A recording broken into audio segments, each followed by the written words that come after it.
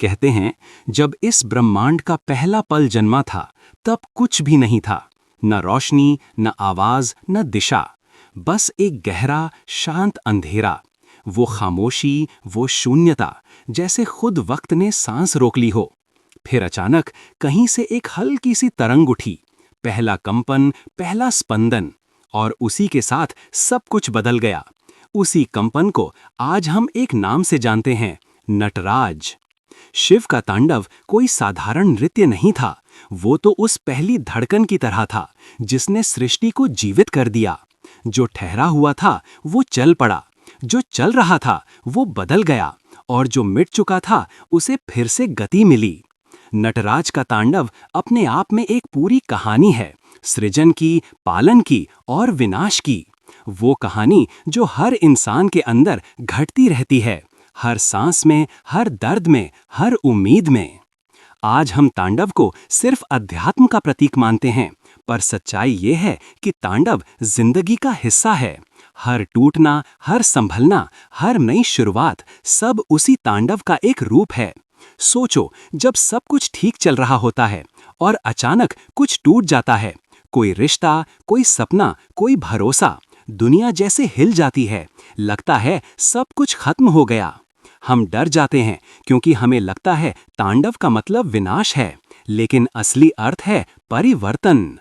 जो अब काम का नहीं, वो हटाया जाता है।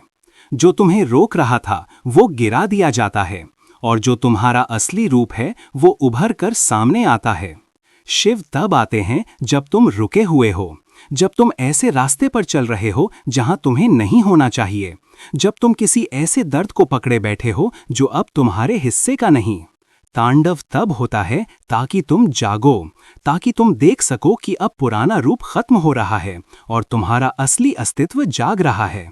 हाँ, उस वक्त दर्द होता है, आंखों में आंसू आते हैं, रिश्ते टूटते हैं, लोग दूर चले जाते हैं, सपने बिखर जाते हैं। लेकिन यही तो इशारा होता है कि जिंदगी एक नया अध्याय शुरू करने वाली है। जब हम नहीं छोड़ते, तब शिव हमें झकझोरते हैं, थोड़ा तोड़ते हैं ताकि हम खुद को देख सकें। क्योंकि सच ये है, बदलाव हमेशा सुकून से नहीं आता। कभी कभी बदलाव दर्द बनकर आता है। किसी ने कहा है, दर्द वो चीज मत बनाओ जो तुम्हें तोड़ दे, दर्द वो बनाओ जो तुम्हें जगा दे। नटराज का तांडव यही करता है। वो तुम्हें जगाता है, तुम्हारे भीतर की सच्चाई को सामने लाता है। सोचो जरा, कितने लोग आए और चले गए, कितने सपने टूटे, कितने रास्ते बंद हुए। हर बार तुम्हें लगा ये क्यों हुआ, पर असल में नटराज बस तुम्हें एक बेहतर रास्ते की ओर मोड़ रहे थे।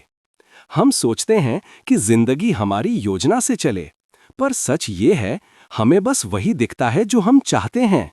प्रकृति को दिखता है जो हम डिजर्व करते हैं। इसलिए जब कोई चला जाता है, कोई रिश्ता टूटता है, तो समझ लेना उसका रोल पूरा हो चुका था। वो सिर्फ तुम्हारे जीवन की एक पंक्ति था, पूरी कहानी नहीं।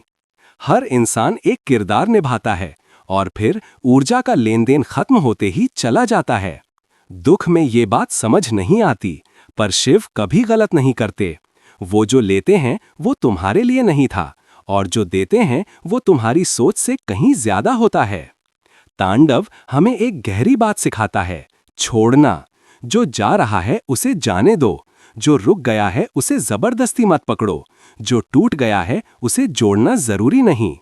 हर तांडव के बाद शांति आती है, एक नई शुरुआत की शांति। जब शिव ने तांडव,